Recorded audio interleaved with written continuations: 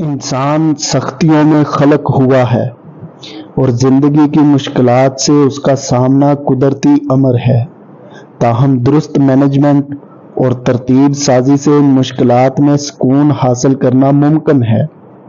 اس طرح کی مشکلات سے رہائی کے لیے صرف اللہ کی مدد سے انسان خود کو محفوظ رکھ سکتا ہے۔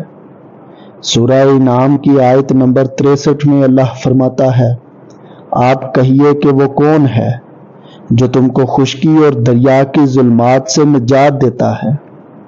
تم اس کو پکارتے ہو تو گڑ گڑا کر اور چپکے کہ اگر تو ہم کو ان سے نجات دے دے تو ہم ضرور شکر کرنے والوں میں سے ہو جائیں گے۔ آرام، سکون اور بے نیازی انسان کو غفلتوں میں ڈال سکتی ہے، اور اسی وجہ سے اللہ جو الرحم الراحمین اور انتہائی مہربان و شفیق انسان کو سختیوں میں گرفتار کرتا ہے تاکہ گمراہی اور غفلت سے باخبر رہ سکے۔ اللہ مشکلات میں گرفتار انسان کو تاکید کرتا ہے کہ ایسی حالت میں اللہ سے مدد لے تاکہ اسے سختی سے نکال دے۔ بعض مشکلات انسان کو ناتوان کر دیتی ہیں اور ہر قسم کی راہ اس پر بند ہو جاتی ہے، اور کبھی تو کفر تک کی نوبت آ جاتی ہے۔ یہاں وہ مقام ہے کہ اللہ انسان کو محکم پناہ گاہ کی طرف ہدایت کرتا ہے۔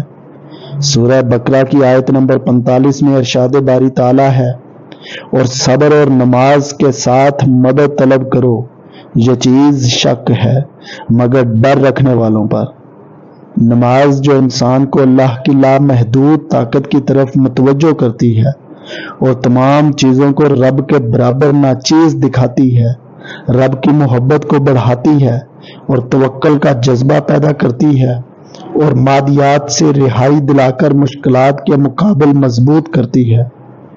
تاہم قرآن مجید حقیقی سختی کو قیامت کی سختی قرار دیتا ہے اور تمام دنیا کی مشکلات کو حقیر شمار کرتا ہے، لہذا حقیقی مومنین کو بشارت دیتا ہے کہ وہ قیامت میں غم سے رہا ہوگا اور شادمان بہشت بری میں سکونت پذیر ہوگا۔